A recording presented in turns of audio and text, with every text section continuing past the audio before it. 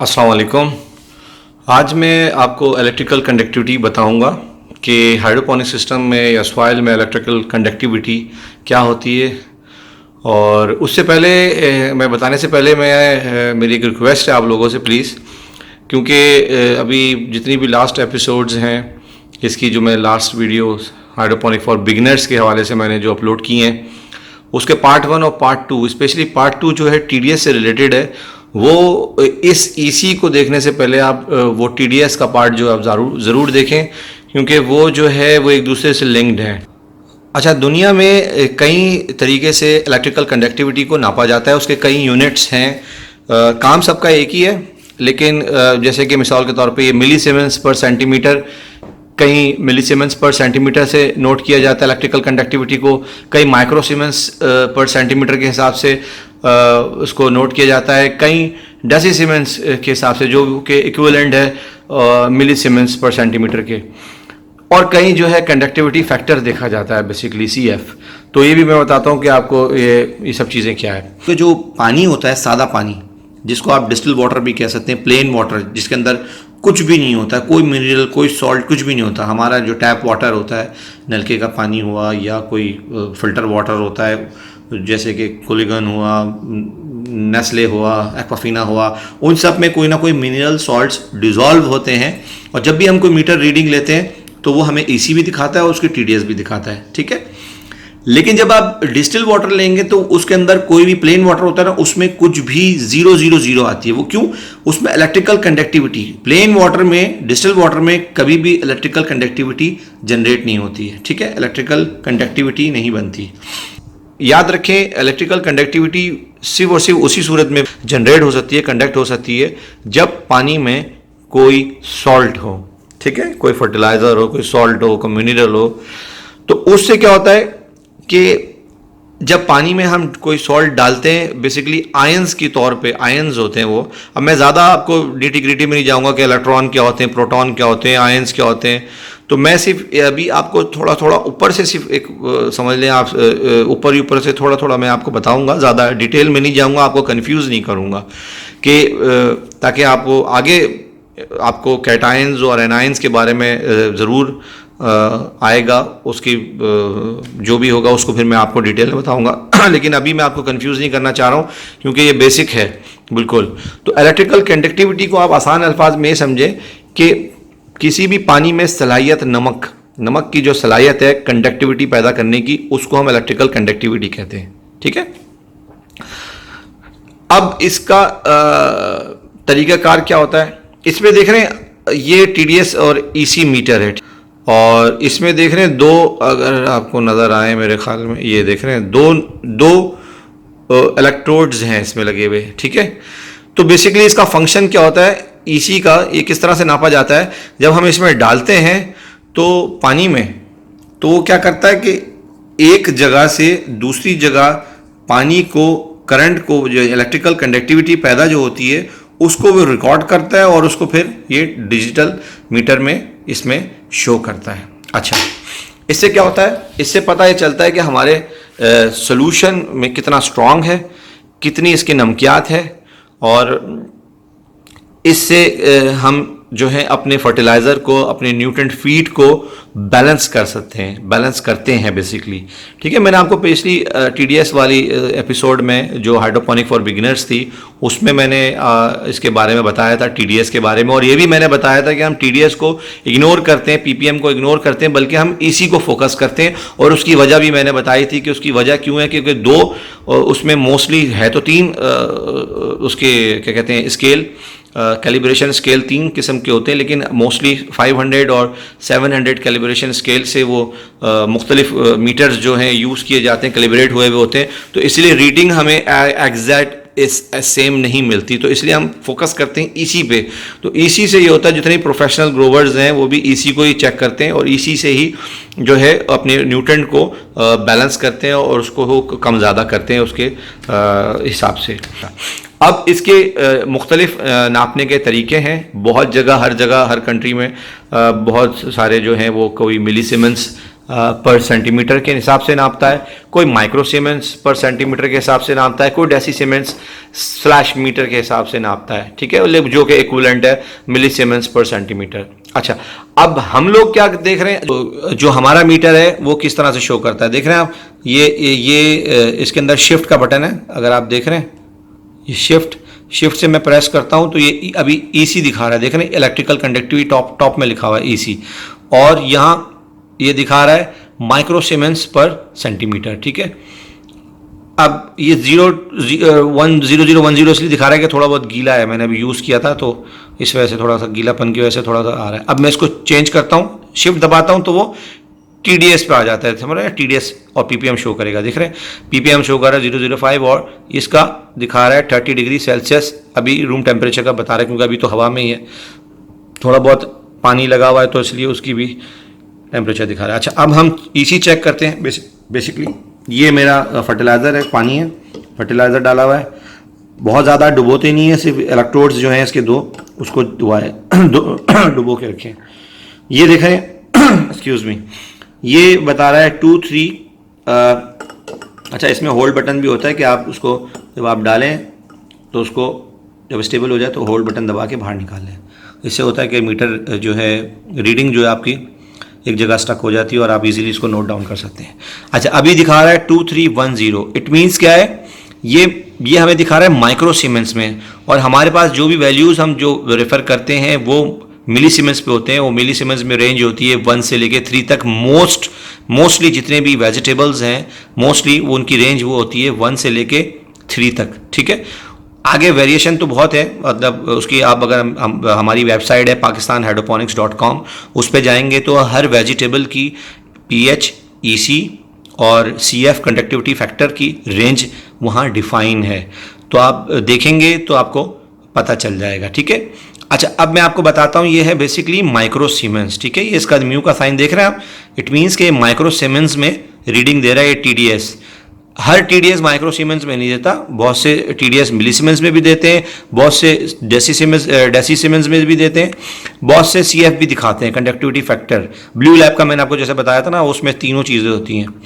अच्छा, बहरहाल अभी हमने क्या देखा, हमने जब मीटर रीडिंग ली है तो ये 2310 माइक्रो सीमेंस है, इट मीन्स कि ये 2.3 मिली सीमेंस हो गया है। ये देख रहे हैं 2310 माइक्रो सीमेंस, तो इट मीन्स कि ये मिली सीमेंस जो है हमारा कितना हुआ 2.3। ये समझ लें आप कि ये जो मीटर हमने नॉर्मल वाला लिया हुआ है ये हमें माइक्रो सीमेंस दिखा रहा है। मिसाल के तौर पे अगर आप किसी भी वेबसाइट पे जाते हैं, हमारी वेबसाइट पे जाते हैं पाकिस्तान हाइड्रोपोनिक्स पे, तो वहाँ ये माइक्रो सीमेंस में रीडिंग नहीं होगी, वहाँ EC की जो रीडिंग होगी रेंज, मिसाल के तौर पे टोमेटोज़ की अगर रेंज दी हुई है 1 से लेके 3.5, फॉर एग्जाम्पल दे रहा हूँ आपको, ठीक है, कि 1.2 EC 1.5 EC से लेके 3.5 EC, तो क्या मतलब हुआ 1500, 1.5 का मतलब हुआ 1500 और 3.5 क्या हुआ 3500, तो 1500 से 3500 माइक्रो सीमेंस की रेंज है, ठीक है। 1.5 का मतलब क्या है, मिली सीमेंस है। इस माइक्रो सीमेंस को मिली सीमेंस में लिखा हुआ होता है वेबसाइट्स पे, ठीक है। बहुत जगह आपको माइक्रो सीमेंस में भी शायद मिल जाए, लेकिन मोस्टली वो मिली सीमेंस में लिखा होता है 2.3, ठीक है, जैसे 2.318 हो गया ये। अच्छा, अब डेसी सीमेंस क्या है, डेसी सीमेंस जो है बहुत सी, जैसे ऑस्ट्रेलिया हुआ, न्यूजीलैंड हुआ और इंडोनेशिया वगैरह, इन जगहों पे जो है डेसी सीमेंस जो है कि वो यूज़ किया जाता है। बेसिकली वो भी अपना जो है वो मिली सीमेंस के इक्विवेलेंट ही होता है, ठीक है। अच्छा, कंडक्टिविटी फैक्टर क्या होता है, मिसाल के तौर पे जो हमारा 2 मिली सीमेंस आती है हमारी रीडिंग, तो वो इजिकल टू 20 कंडक्टिविटी फैक्टर बनता है। इसी तरह 1 होगी तो 10 CF होगा, इसी तरह 3 होगी तो 30 CF होगा। तो कंडक्टिविटी फैक्टर भी बहुत सारी कंट्रीज में देखा जाता है, जो कि बेसिकली बिल्कुल सेम ही है। अगर आप EC को देखें तो EC इलेक्ट्रिकल कंडक्टिविटी और कंडक्टिविटी फैक्टर, बहुत से लोग इलेक्ट्रिकल कंडक्टिविटी देखते हैं, बहुत से लोग कंडक्टिविटी फैक्टर देते हैं। अच्छा, अब आते हैं थोड़ी सी गहरी वाली बातों में। गहराई की बातों में मिसाल के तौर पे मैंने अभी इसमें कैल्शियम नाइट्रेट डाला है, ठीक है, इस गिलास में मैंने कैल्शियम नाइट्रेट डाला और ये डिसॉल्व हो गया, ठीक है। अच्छा, अब प्लांट जो है इसको इजीली इनटेक कर सकता है, कैल्शियम को भी, नाइट्रेट को भी। अब वो किस तरह करता है? वो आयंस की सूरत में करता है, आयंस। अब ये आयंस क्या है? ठीक है, प्रोटॉन्स पढ़े होंगे, इलेक्ट्रॉन्स पढ़े होंगे, अगर नहीं भी पढ़े होंगे तो इतनी ज़्यादा गहराई में नहीं जाए, आगे मैं आपको डिटेल में बताऊंगा। ठीक है, अभी समझ लें कि दो किस्म के आयंस होते हैं, एक होते हैं कैटायंस और एक होते हैं एनायंस। ठीक है, कैटायंस होते हैं पॉजिटिवली चार्ज्ड आयंस होते हैं और एनायंस नेगेटिव चार्ज्ड आयंस होते हैं। ये दोनों जो है ये जहन नशीन कर लें, कैटायंस और एनायंस, ये हमारे आगे तक काम आएगा, सॉइल में भी और हाइड्रोपोनिक में भी, सब में।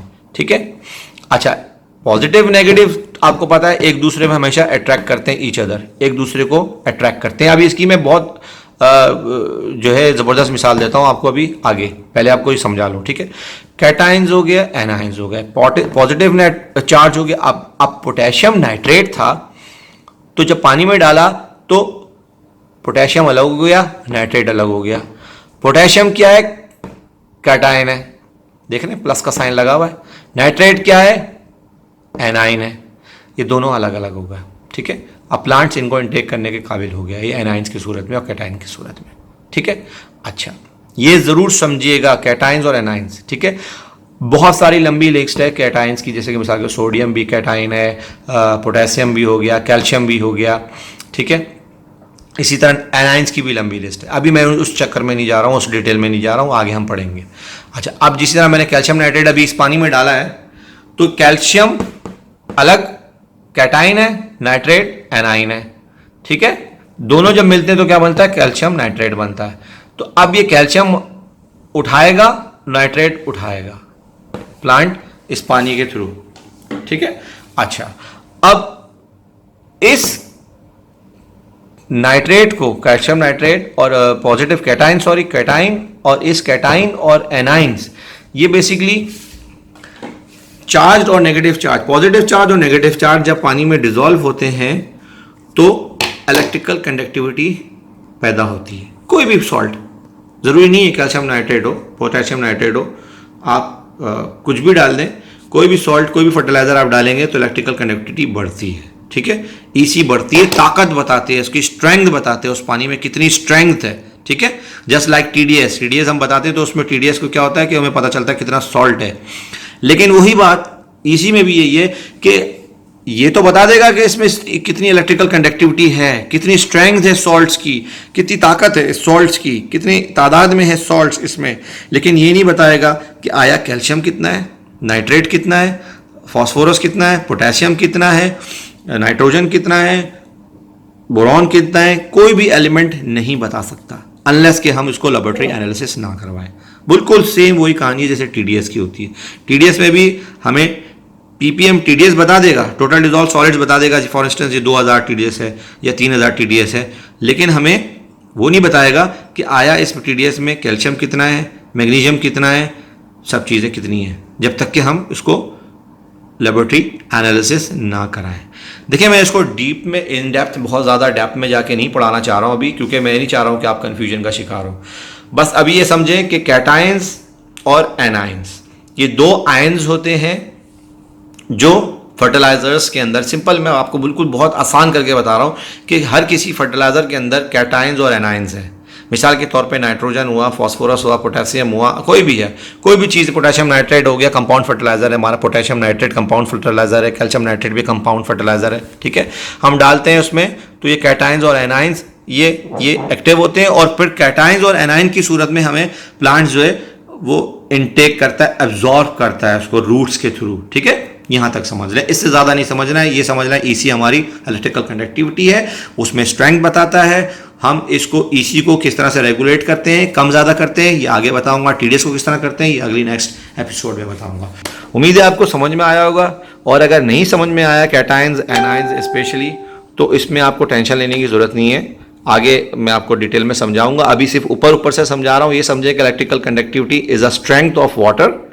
ठीक है, न्यूटन स्ट्रेंथ समझ लें आप इसको सिंपल इन मानों में कि उसकी ताकत है, और बस इससे ज़्यादा कुछ नहीं।